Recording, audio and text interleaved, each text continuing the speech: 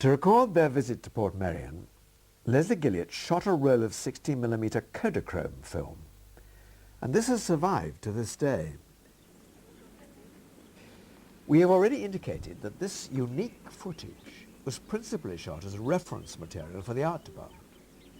However, it is more than likely that it was also seen by other key members of the prisoner's crew, so they had a reasonable idea of the main location prior to travelling to the site.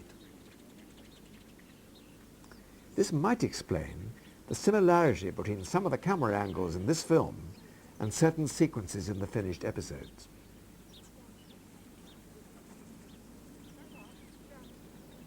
Bernard Williams can be seen to the left of the picture, taking photographs as further reference. We will see more of him later.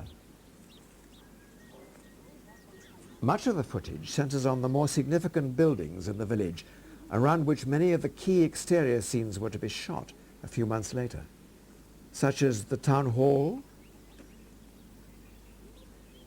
the stone boat, the old people's home,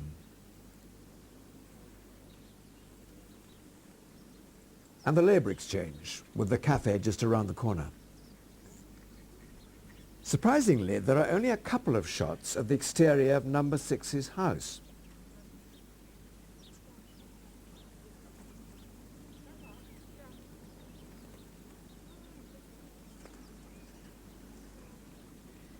The cameraman was also able to film some of the areas of the village not normally seen by the general public, such as the rear of the government house and the watch house, which was used in Checkmate. This series of shots are highly significant. The original choice for the exterior of number 2's residence was the Georgian house, otherwise known as the Unicorn Cottage.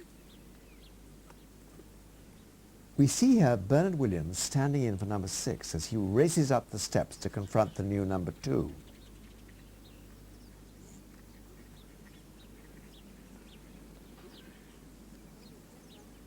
The difficulty in establishing an easy entrance into the Unicorn Cottage, as seen in these shots, could have been a contributing factor in the decision to switch the exterior of number 2's residence to the Green Dome, which does not appear on this film until nearly the end of the reel.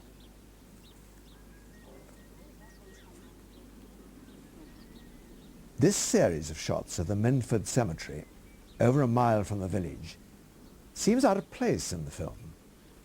However, it is highly possible that at an early stage of the pre-production it was considered to be a suitable filming location for the village cemetery, seen in Arrival.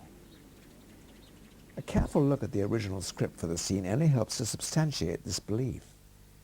The script refers to a normal village graveyard, with the note that there is no church.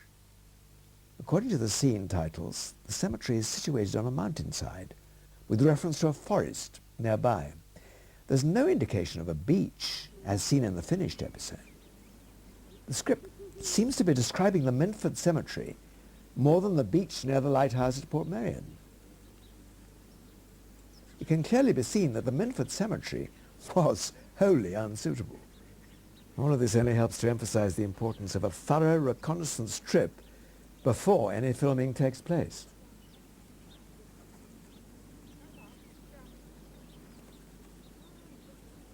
The bell tower at Portmeirion is a superb vantage point from which to see the whole village.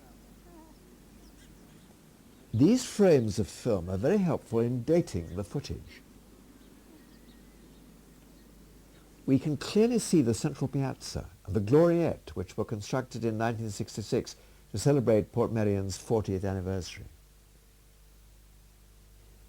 The right-hand gable of the Salutation restaurant can be seen in its original condition prior to the rebuilding of the facade, which took place in early 1967. This confirms the footage to be shot during the summer of 1966. Furthermore, by observing the foliage on the trees and the blooms on Portmeirion's famous hydrangeas, it's possible to date the film to between July and August 1966, only a few weeks before the arrival of the crew. With all the necessary finalized, released, the job of scheduling the location shoot could begin.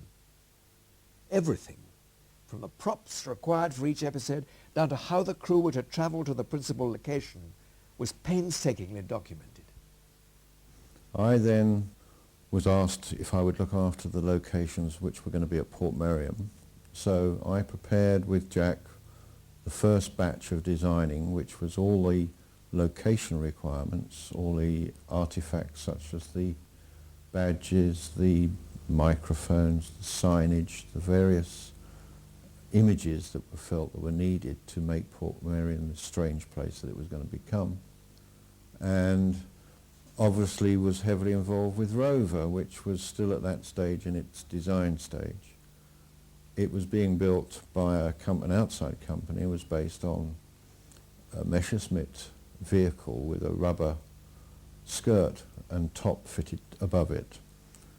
This, however, proved to be unusable at the end of the day. It was delivered to MGM about 3 days before we went on location.